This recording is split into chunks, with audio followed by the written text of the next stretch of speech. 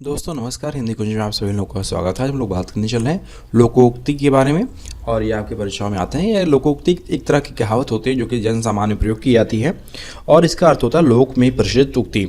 ऐसा होता है कि लोगों के अनुभव, ज्ञान और विश्वासों को संक्षेप में हम व्यक्त कर पाते हैं लोकोक्ति के माध्यम से। लोकोक्तियाँ अक्सर नीति, उपदेश और हास्य के रूप में होती हैं। यह भाषा को प्रभावशाली और समृद्ध बनाती हैं और कम शब्दों में अधिक बात कहने की क्षमता रखती हैं।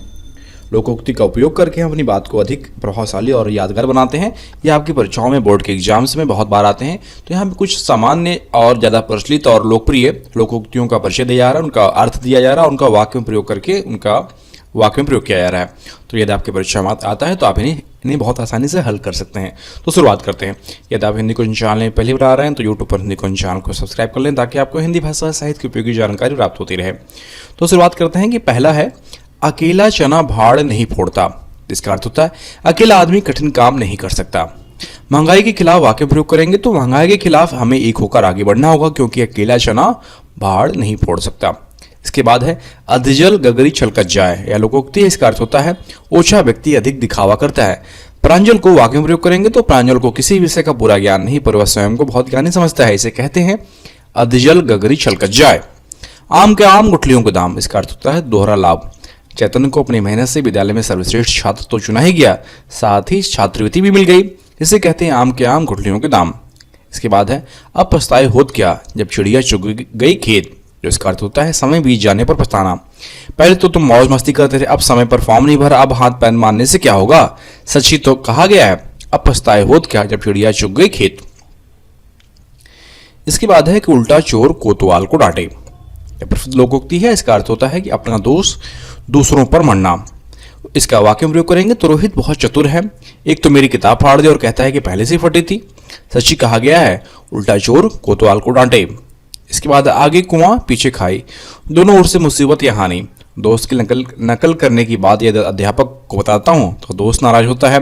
यदि नहीं बताऊंगा तो गलत बात को बढ़ावा दूंगा। मेरे लिए तो आगे कुआं और पीछे खाई है। इसके बाद है ताली एक हाथ से नहीं बजती, दोस्ती और दुश्मनी एक ओर से नहीं होती। मैं नहीं मानती कि सारा दोस्त सुजाता का ही होगा क्योंकि ताली कभी एक हाथ से नहीं बजती है। इसके बाद है जो गरजते हैं वे बरसते नहीं। इसका अर्थ होता है कि बोलने वाले कोई ठोस काम नहीं करते। आजकल के नेता चुनाव से पहले तो बड़े बड़े वादे तो करते हैं पर चुनाव जीतने पर सब भूल जाते हैं। तभी तो कहा जाता है कि जो गरजते हैं वे बरसते नहीं। इसके बाद है एक पंथ दो काज। इसका अर्थ होता है दोहरा लाभ। जब मैं मुंबई घूमने गया था तो वहाँ एक कार्यक्रम में शाहरुख खान से मिलने का अवसर भी मिल गया।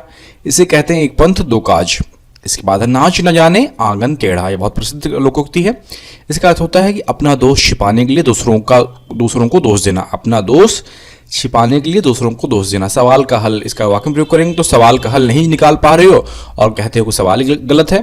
किसी ने सच ही कहा है नाच न जाने आंगन टेढ़ा। इसके बाद है लातों के भूत बातों से नहीं मानते। कुछ लोगों पर कोरी बातों का कोई असर नहीं होता। इसका अर्थ होता है कुछ लोगों पर कोरी बातों का कोई असर नहीं होता। जब तक इनकी पिटाई नहीं होगी तब तक यह सच नहीं कहेगा। कहते हैं कि लातों के भूत बातों से नहीं मानते। इसके बाद है अपनी खिचड़ी अलग पकाना, सबसे अलग अलग रहना। कॉलोनी के सभी बच्चे साथ साथ खेलते हैं पर मनोज कभी किसी के साथ नहीं खेलता, सदा अपनी खिचड़ी अलग पकाता रहता है। इसके बाद है ऊंट के मुंह में जीरा। ऊंट के मुंह में जीरा का अर्थ होता है आवश्यकता से अधिक, आवश्यकता से कम मिलना। ऊंट के मुंह में जीरा, आवश्यकता से कम मिलना। भूख से मेरी जाने के लिए जा रही है और तुम्हें खाने के को केवल 4 बिस्कुट दिए गए हैं। ये तो वही बात हुई कि ऊंट के मुंह में जीरा। छोटी बात, छोटा मुंह बड़ी बात। योग्यता से बढ़कर बोलना। क्रिकेट टीम में चयन होने के बाद से वरुण सबको क्रिकेट की बारीकियां ऐसे समझाता है मानो सचिन तेंदुलकर हो। इसे कहते हैं छोटा मुंह और बड़ी बात। खोदा पहाड़ निकली चुहिया। बहुत प्रयत्न करने पर भी कम लाभ होना। विदेशी कंपनी ने अपने सामान का बहुत प्रचार किया पर फिर भी उसे ज़्यादा लाभ नहीं हुआ। इसे कहते हैं ना कि खोदा पहाड़ निकली चुहिया। इसके बाद है 4 दिन की चांदनी फिर अंधेरी रात। कुछ दिनों की खुशी होना। नेता लोग चुनाव के समय जनता को तरह तरह के उपहार देते हैं परंतु चुनाव जीतने के बाद कुछ नहीं। सच्ची है 4 दिन की चांदनी फिर अंधेरी रात। इसके बाद है होनहार बीरवान के होत चिकने पात। होनहार बीरवान के होत चिकने पात। इसका अर्थ होता है कि योग्य व्यक्ति के लक्षण बचपन में ही दिखाई देते हैं। गुरु नानक देव में छोटी उम्र में सेवा भाव के लक्षण उजागर हुए थे। इसे कहते हैं कि होनहार बीरवान के होत चिकने पात। इसके बाद है काला अक्षर भैंस बराबर। तो काला अक्षर भैंस बराबर का अर्थ होता है बिल्कुल अनपढ़। उसकी बाहरी रूप पर न जाओ, बात करोगे तो पता चल जाएगा कि उसे कुछ नहीं आता। उसके लिए तो काला अक्षर भैंस बराबर है। इसके बाद है कंगाली में आटा गीला होना। कंगाली में आटा गीला होने का अर्थ होता है मुसीबत में और मुसीबत आना। दीनानाथ के वेतन से घर का खर्चा बड़ी मुश्किल से चलता था, ऊपर से उनकी नौकरी भी छूट गई। इसे कहते हैं कंगाली में आटा गीला। इसके बाद डूबते को तिनके का सहारा। मुसीबत के समय थोड़ी सहायता भी बहुत होती है। इसका अर्थ होता है मुसीबत के समय थोड़ी सहायता भी बहुत होती है। निधि के पास फीस भरने के लिए पैसों की कमी थी कि तभी उसकी सहेली ने उससे उधार लिए रुपए लौटा दिए। इसे कहते हैं डूबते को तिनका का सहारा। इसके बाद है मान न मान मैं तेरा मेहमान। जबरदस्ती गले पड़ना। परीक्षा के दिनों में पिताजी के एक मित्र अपने परिवार के साथ 10 दिन के लिए आ गए। ये तो वही बात हुई कि मान न मान मैं तेरा मेहमान। और भी बहुत सारी लोकोक्तियाँ होती हैं। यहाँ पे हम लोगों ने 21 लोकोक्तियों का पाठ किया और उसके अर्थ को समझा और उसको वाक्यों में प्रयोग किया। अपने जो टेक्स्ट बुक है वहाँ से देख लीजिए, या आपके पास कोई ग्रामर की किताब हो तो उसको ले लीजिए। वहाँ पे बहुत सारी लोकोक्तियाँ दी गई होंगी और आप उसको पढ़ सकते हैं। यहाँ पे जो कॉमन कुछ सामान्य से जो लोकप्रिय हैं उनके लोकोक्तियों के बारे में हम लोगों ने बात की है और यह परीक्षा में लगभग आते ही हैं।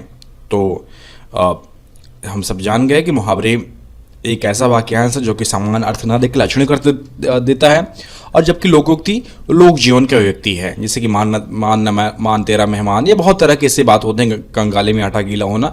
तो ये लोक जीवन की घटनाएं और उन पे होती हैं और ये भाषा को प्रभावशाली बनाने के लिए प्रयोग किया जाता है।